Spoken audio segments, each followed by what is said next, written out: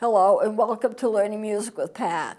Today I'm going to show you a brand new instrument that somebody gave me, and I've never played it and I'm not going to play it here, but I'll show it to you and tell you how you should play it. This is a nose flute, I think sometimes called a nose harp. You play it through your nose.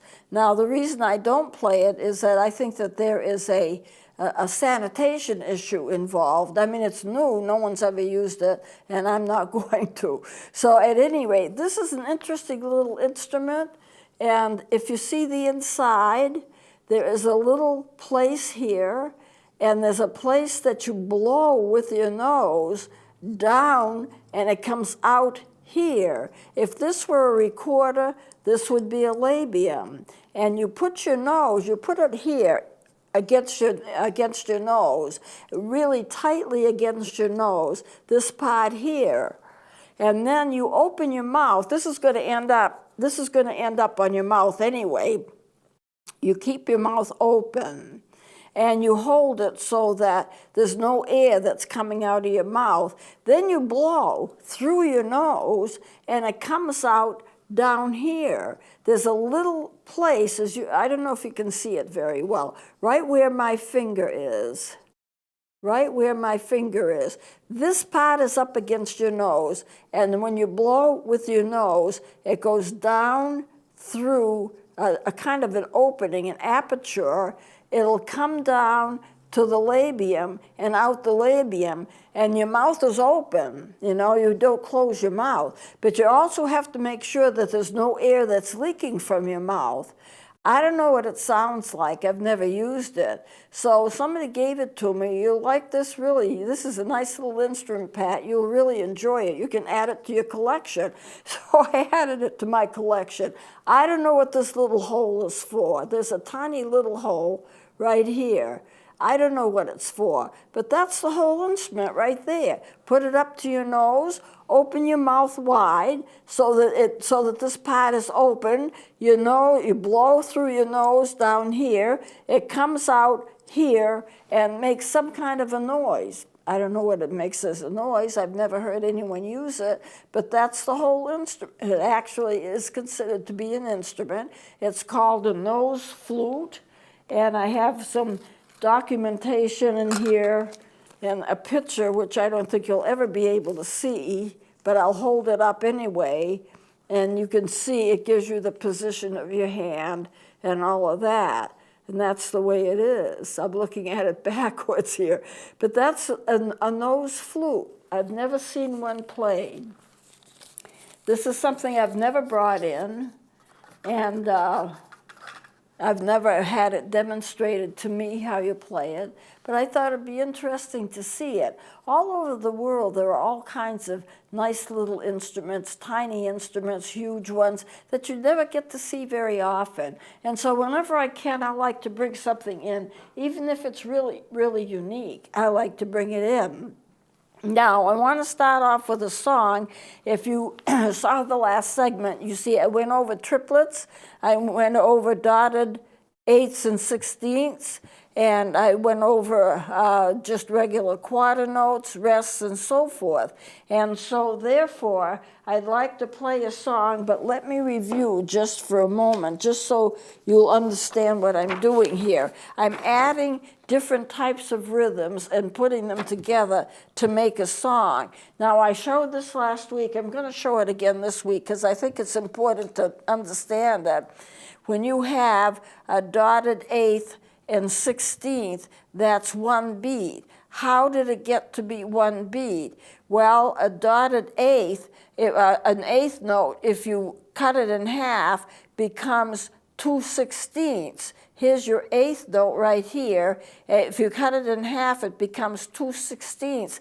A 16th note has two flags on it. An eighth note has one flag. If you look at this eighth note, it's darkened in the middle. That's the body of the note. This is the stem right here, that line that goes up or down. You can draw it different ways, and that's one flag. Okay, if you do it in half, if you do the eighth note by itself in half, you're going to get get 2/16. A 16th has 2 flags on it. An 1/8 has 1 flag, but this is a 16th note. It has 2 flags on it. So the dotted 1/8 is actually the equivalent of 3/16. 2/16 because you get the 1/8 note cut in half gives you 2/16, and that dot adds another 16th.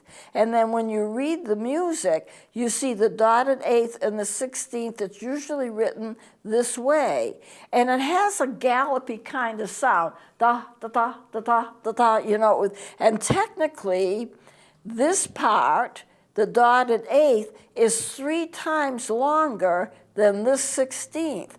It's 3/16, and this is the 4th 16th. So actually, this part of the note is 3 times longer than this part of the note. But put it all together, and it would be the equivalent of 4/16, and 4/16 is 1 beat. So that dotted 1/8 is these 3 right here, and then you add the other 16th, and that makes the 4th 16th, and then you get the beat. So this is equivalent here of the 3/16, and then you have the 4th 16th right here, and what you get is a full beat. And then when you have triplets, you play 3 notes to that 1 beat. It's not very hard to do, but this has like a little gallopy sound, da da da da da. If I'm going to demonstrate, which I'm going to do on a recorder,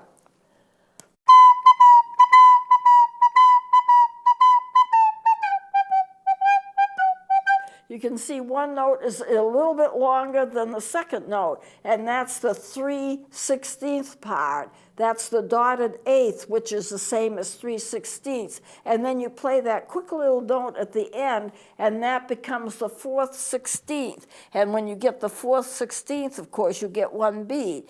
Well, if you look at this song that I'm going to play, which I wrote, and it's a march. And you will find, whoops, where's my, oh, this is what I want. I hope this doesn't fall. I'm going to help it not fall by folding it. There, hopefully that'll do it. You will get 3 triplets, right? 3 notes for that triplet. And then you have the dotted 1/8 and 16th here, and then another dotted 1/8 and 16th right here, and then you have a regular quarter note followed by triplets. Now, I've been talking to you about this exact time configuration of notes. 1 beat, 2 beats, 3 beats, and then you have the 4th beat. I may have actually, you can't see the line. I've got measure lines here. This is 1 beat right here, but I'm using it as an introduction. And so what I did was I put a measure line. You probably can't see it, but there it is. It's right there. And then this becomes the 1st beat. This becomes the 2nd beat. This quarter note is the 3rd beat, and the triplets are the 4th beat. Because what I've done is I've made this song 4/4 time. 4 beats to the measure, and a quarter note gets 1 beat. And so I actually have added this introduction to this 3 beats. This is an introduction. I have 2 beats of a rest. The 3rd beat is the rest, and the 4th beat is this triplet. I put 2 lines down here because I want this to act as the introduction, and I put a bar line here. So even here, I have 4 beats, including the introduction. 1, 2, 3, 4, because the triplets is 1 beat. Then I have the bar line, and then we have 1, 2, 3, 4. So what I have done, and this is a pattern that I've repeated throughout the whole march. Dotted 1/8 and 16th, 1 beat. Dotted 1/8 and 16th, 1 beat. Quarter note, 3rd beat, and the 4th beat are the triplets. So that's the way I've done it all the way through it. It is a march, and I have added accidentals. It's in the key of G because it's got that 1 sharp, and there will be a B flat here. There's going to be a C sharp here. Excuse me. I'm going to have a G sharp right there, B flat, C sharp, All of those flats and sharps that are not in the key signature are considered to be accidentals. So let me play this. It is a march, so it'll go a little fast. I wrote it out a little larger, hoping you'd be able to see it all right. And if you just try to follow along with the timing of it. I've got a series of triplets down here. The whole thing ends with a series of triplets until I get to this next, the last measure, and pretty close to the second to the last beat. Here's another dotted eighth and 16th. Here's a quarter. Here's another quarter. That's a rest, and you get your 4 beats. So I hope that'll just stay up there while I do this. So I'm going to do it. I won't do it too fast, but I'll speed it up later on. This is the way it goes.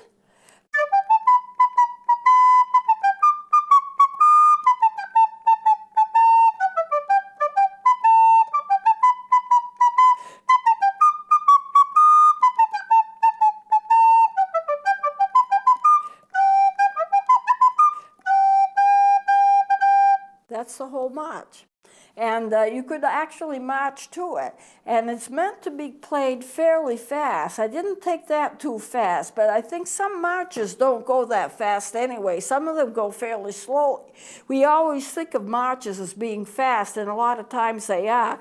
But if you watch and go to parades, and I've been in many of them, and you watch people march, a lot of the marches that they're playing are not that fast, because how fast do you want people to march while they're trying to play their instruments? It's better to take a march slowly and have them march moderately, because they're not only marching, but they're playing instruments, counting the time, marching with other people. And if you're on a football field and you're doing a halftime show, and I used to arrange a lot of those shows myself, and we did them at the university where I attended.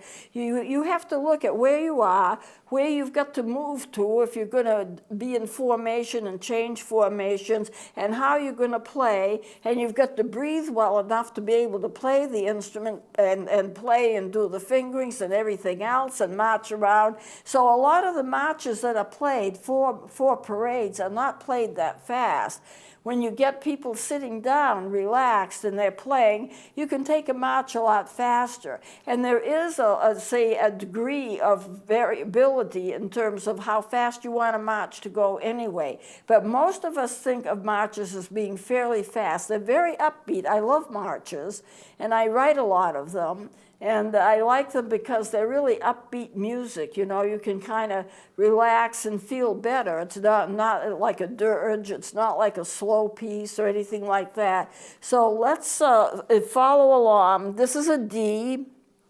You would go from the D here to the G. The G is the next note right here. I hope you can see that. From D to G, and then to A. All you do is lift that one finger for the A, and then you get to the B. Now, right here, you're going to have a B flat. How do you play that? The easiest, just put this finger down. Skip this. This would be an A.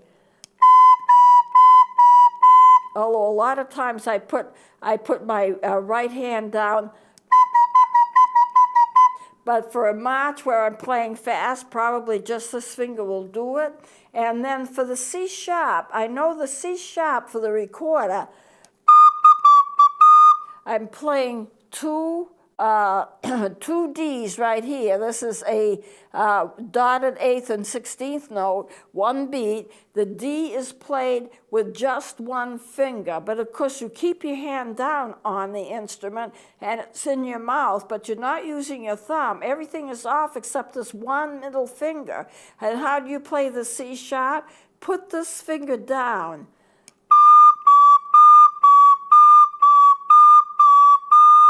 If your flute was doing, or saxophone was doing it, this would be flute. With a saxophone, you would have all 6 fingers out. It doesn't come in so clearly, but that's not the recorder fingering. For the recorder fingering, this, and let's see. And then you switch to the B, which is the next note, which would be right there, and the B is just this one finger plus a thumb.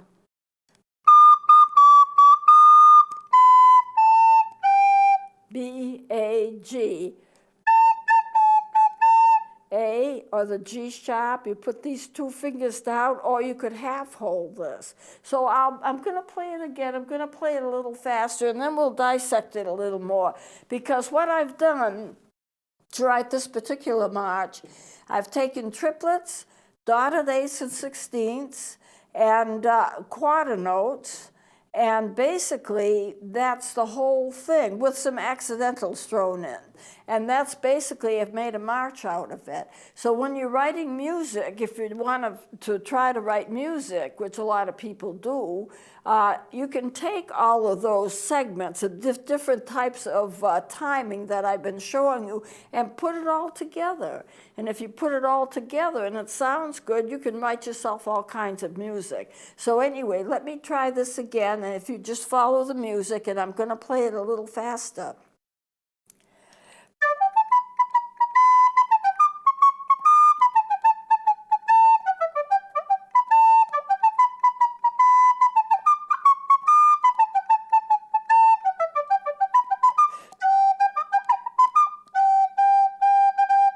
So when I play this down here, these are all triplets, 1 beat, 2 beat, 3, and 4. Let me see, I gotta find out where I am here. 1 beat, 2 beat, 3, 4. 1, 2, 3, 4. 1 beat, this is triplets, triplets, 1, 2, and then this is a quarter for the third beat, and this is a quarter for the fourth beat. But I repeat it, 1, 2, 3, 4. So I'm doing something like,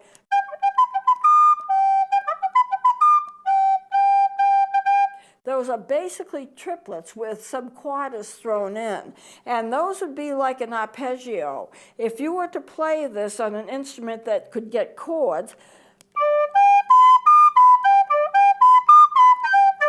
that would be an arpeggio because you can't get a chord. But if you're playing an instrument like a guitar, a keyboard, a violin, where you can play more than one note at a time, that would be like a scale. That could be like a chord. Since we can't do chords on woodwind instruments, you play each note separately, and it's called an arpeggio. So on this, let me see, I got to find this D, this G, this B, and then I skip down to a G, then B and D. Those would all be chords if you could play them together.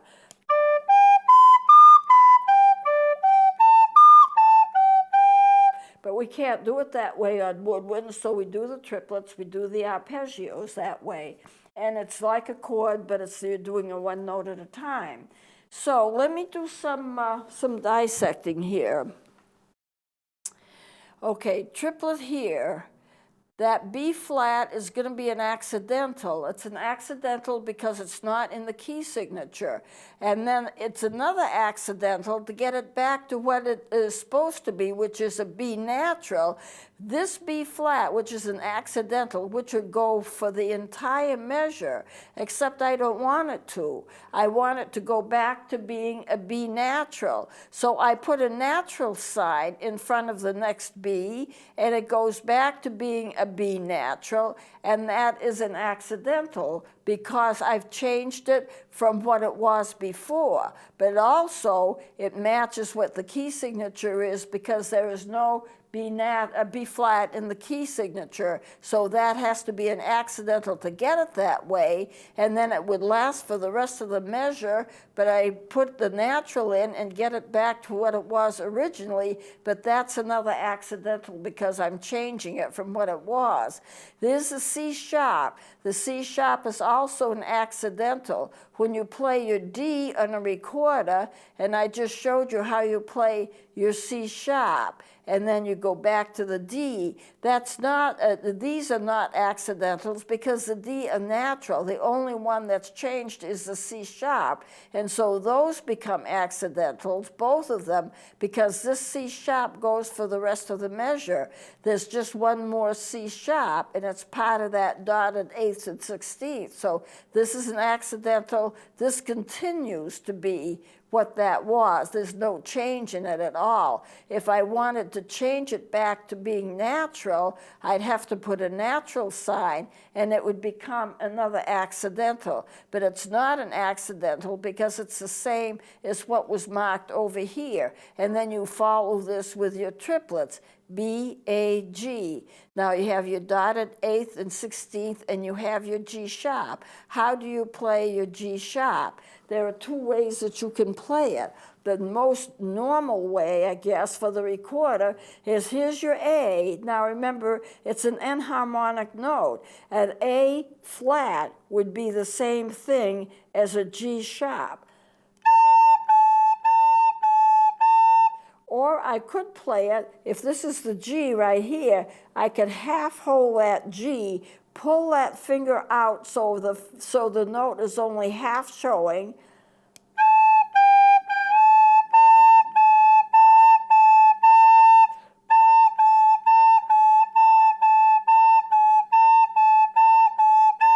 You see, I can do it either way. The correct way would be to put these two fingers down. And it's not hard to do that, so you may as well do it the right way. But if you're playing it very fast and you've got a lot of scale work following it, you might just want to tap that G and leave it kind of half open, and that's going to be your G sharp. It's also going to be your A flat if you have an A flat because it's an enharmonic note.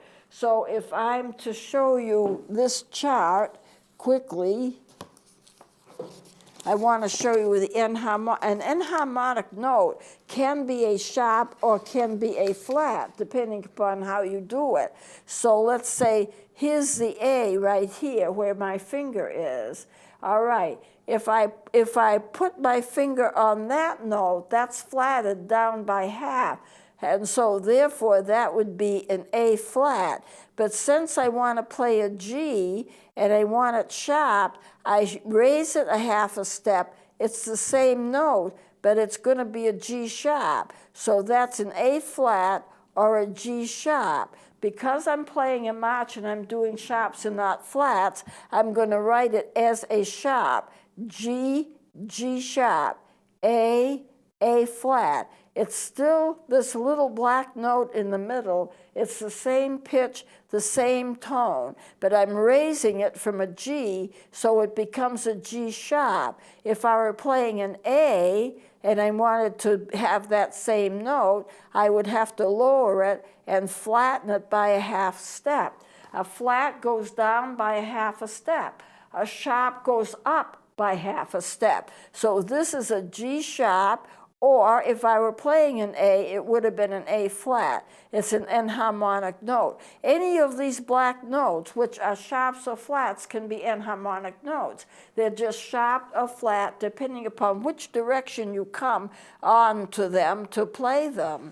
So just to show you that, I'll put this down, I'll put this back up. See, watch my time. I don't have much time left.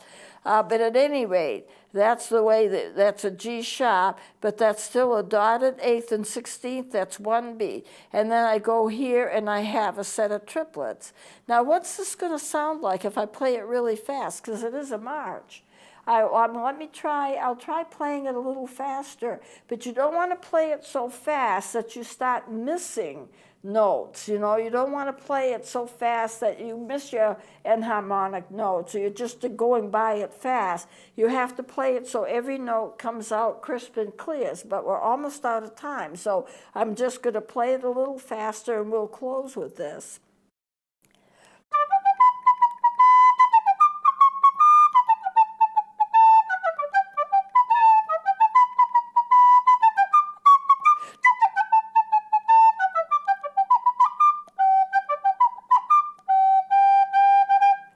And that's the whole thing.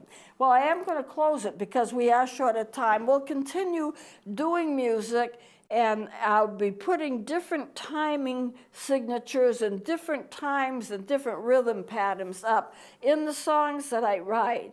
And hopefully they'll get so you can read them, and so it'll be an easier task for you to read them. Because once you get to do that, it's really not half bad, and it's a lot of fun to do it as well. So we'll close it here. Please join me next time.